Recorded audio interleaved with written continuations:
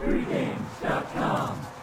The New Orleans Saints visit the Bay Area to take on the Oakland Raiders on Sunday afternoon. This is Bryan Leonard's video best bet. We're going to talk about the best bet in just a few minutes. But first, Bryan, the Saints on a roll, no doubt about it. They've won 4 of 5. They knocked off unbeaten Atlanta last week, and they gained over 7 yards per play against that Atlanta Falcon defense and outgained them on the ground 148-46. They're going up against this horrible Oakland secondary, a team that just gave up 55 points to a questionable Baltimore offense. But New Orleans better not be thinking about last week's win, and they better not be thinking about their next 2 games against San Francisco and Atlanta. I'm sorry. Yeah, this is their only non-conference game in an 8-week span.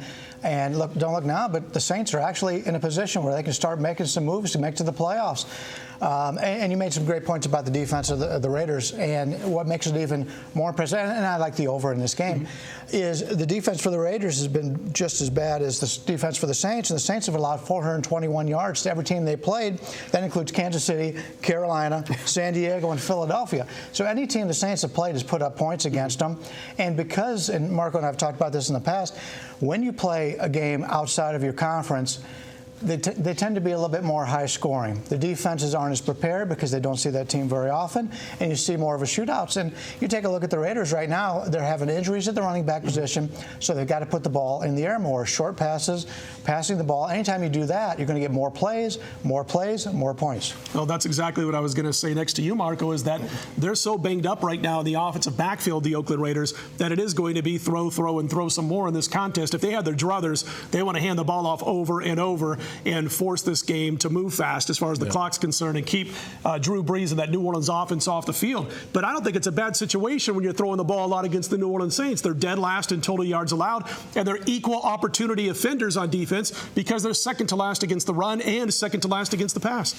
Yeah, those are great stats. I'm still trying to figure out, watching last week's game when I had Atlanta, how I didn't get it in from the 1-yard line with 3 cracks from a defense that gave up 446 yards on the ground the previous 2 weeks. Somebody please explain that to me. But I'll move forward after that. I just had to get that out there. I don't believe you. It's been building for a while. Yeah, it has. A couple of remotes went through the wall. First down, second down. But this game here, the one thing that you touched upon, and I think it's the biggest part of this game, I'm the situational handicapper. They're coming off their biggest game of the year. They gave Atlanta their first loss of the season, and they got playoff revenge next week. Right. It was San Francisco that knocked them out of the playoffs last year, and I just got to think this is a natural letdown spot for the Saints. So I'm going to kind of agree with you, and I'm going to also kind of shade to the over here, because if a team is disinterested, I think where that shows up the most is on defense, because that's where. Can you imagine one of these 2 teams being disinterested? When are we going to be interested sometime this year and hold somebody under 400 yards?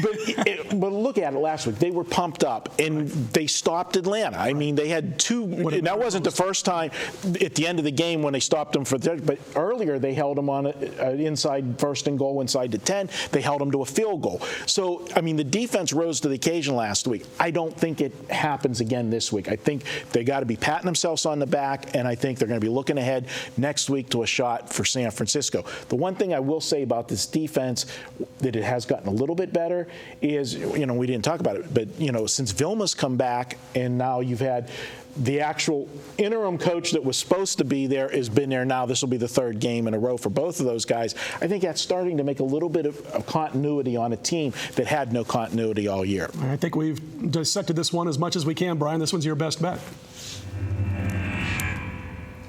I know the total's high here, but we're going to play this game over the total.